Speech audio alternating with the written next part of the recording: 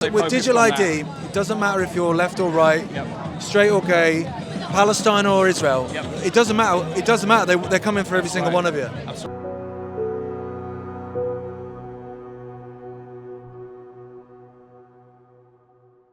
Mate, how are you? Yeah, I'm well, man. It's doing it all over again, aren't we? Oh, mate, it's non-stop. It's like I wake up, I'm in a dream, aren't I? I know, mate. Is it still 2020? Oh no, hang on, 25. That's it. It's retro. You're going back now. It's retro. It's retro. Yeah. What's funny though is I've had loads of people come up to me today and just say, "Oh God, you're looking well," because I remember seeing you in 2020, and I was thinking, how bad did I look in 2020? I know. Yeah, people say you look younger. Thanks. Yeah, I'll take it. Yeah. Mind you, that aged us all, didn't it? That time. Oh yeah, man. I've gone grey, mate. I've gone grey. Same. Yeah. But people keep coming up now. What do you think of the first protest? Like in terms of the digital ID protest, I think the numbers are great, mate.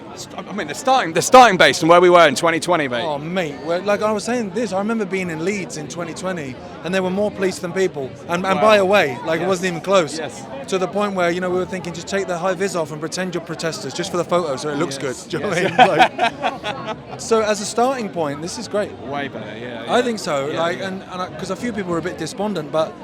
Thing is, bear in mind, like digital ID's not in yet in that sense. Well, actually, the veterans got rolled out yesterday. They're doing that, and the company directors. Yeah, but what I mean is the full brick card. Yeah. So it's just in some people's mind it's a theory of what they're not going to be allowed to do. That's right. But when they're actually not allowed to do it, these numbers will. Absolutely. I mean, to have this many people on the first protest is just astronomical. I can remember going to a protest early 2020. There must be like 25 of us, not in London, but one of the localised ones. Yeah. And it took a long time to us to fill these streets. But today, marching along, really good. There are people who won't turn back now, and I think so. And I think also just looking around and seeing all the different ages, like kids as well, which is amazing. And I don't even mean just like sometimes like kids that are with their parents, but actually like 15, 16-year-olds that are here of their own volition. Yes. That's amazing. Yes. Because that's what I think is what's important. Is it's all well and good us old farts saying stuff. Do you know what I mean? But these kids are the ones that are going to have to live in this. That's right. That's right. So them being here is really encouraging. I think the challenge is, you and I are of a generation where we've lived. Well, I think we're a similar age. We grew up at a time pre-digital, like before digital. Oh, mate, the 80s. My 80s child. So we know both sides of the coin. Yeah, exactly. But the young people today. Oh no, that's the point. They don't know any different. Yeah. So you don't rebel against something. You don't fight back against a change that's not a change, isn't it? That's right. Whereas we can see it. Yeah. And obviously, like my dad over there, like his generation. Geez. Oh man. Whole different world. Whole different world. Yeah. He just shared some beautiful words about how we punctuate the division in the world and come back to consciousness. He has a very spiritual kind of deep dive. How would you put that in practical terms for people who are caught up in the polarization of the world, the daily outrage, the reactivity? Well, that's the real tough part of it. And for me, I look at this whole divide and rule thing with a little bit of encouragement. And I know it sounds like a weird thing to say. But if they didn't have to divide us to rule us, then they wouldn't. Yeah. So therefore you go, okay, well, we're from a point where we know what you need to do to achieve your goal. Yeah. So, okay, fine, right, so let's now work out how we do it. Yeah. And that's the tough part. Yes. Because people are, by their very nature, quite tribal. Yeah. Which can be good in a lot of ways. Of course. Find your tribe, all that stuff. Yes.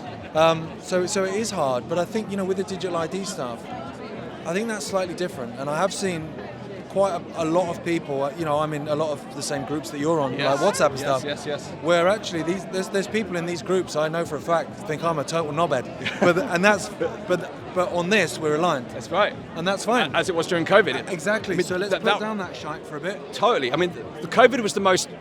Despite the press trying to make it out as far right, frankly, most of the organisers of that movement were from the left. You had they were, people who worked for Labour. You had people who were like self-confessed far left, and they're calling it far right. It was the most politically diverse thing I've ever been part of, quite frankly. Yeah. Left, right, up, down. It didn't matter. It was the fundamental principle of freedom. Absolutely. And this is where, again, digital ID. I'm seeing it all over the place. Oh, mate. It's the same in the US. Like friends of mine that were part of organising protests in the US that were labelled far right. Yeah. Were people that worked for Bernie Sanders. That's brilliant. Same thing. Even like the pandemic films. Yeah. Like obviously Mickey. Well, he worked for Bernie Sanders. Yeah. So they were coming from the left. Absolutely, yeah. But I am encouraged by the numbers. I'm encouraged by the fact that people are aligning and putting down a bit. I mean, you're going to get a bit of bickering, but putting down a lot of the stuff to concentrate on this, because once you've found unity and once you've come together.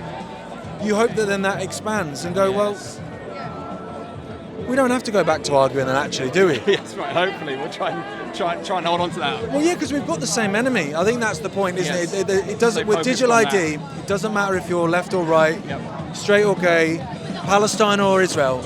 It doesn't matter. It doesn't matter. They're coming for every single one of you. That's right. Yeah. What's your answer to the question? What can we do? That's the number one question I get asked. What can we do about this? Company directors, individuals. What's your answer to that question? Well, I mean, there's a lot of people looking at the legality side of it. So I know there's a lot of people looking, like company directors, that are looking at a way that they can have their accountants file on their behalf and that kind of stuff. But at the same time, that's a short-term fix, right? Because you do that and then they'll go, oh, we'll close that loophole then and come back with something else. Right. So I think basically we have to just go back to basics of complete non-compliance and let the chips fall where they may at the end. And then what we'll have to rely on is each other to stand by each other. So if someone is willing to give up something, say, okay, well, my business is going to shit then. Okay, fine. Well, then they're going to have enough people around them that will make sure they've got food in their belly and a roof on their head. And everyone looks after each other. And I think for me, like, I asked this question the other day. It's just my dad leaving, yeah. It's like David Beckham. It's all right, Bex is here. Hang on. I asked the question the other day, like, what are you willing to give up? Like, what is your line? Because if you're saying I'm not having digital ID unless, well then you're doing it then, because they're going to bring the unless in, aren't they? They're going to make that happen. And then I thought, well, actually, that's one way of looking at it in terms of you're looking at standing up and refusing it from a point of negative, of like, well, there's going to be a negative consequence for that. Okay, and then I thought, well, why not flip that again? And go, well, what are the consequences of not doing it in terms of not standing up?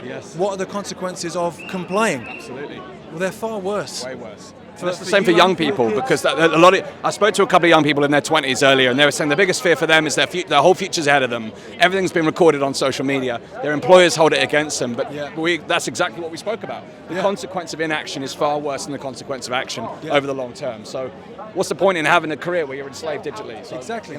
Exactly. That's the thing. Don't ask yourself what happens if I say something. Ask yourself what happens if I don't say something. Absolutely. What a place to end, Gareth. Mate, lovely to see you again. Yes,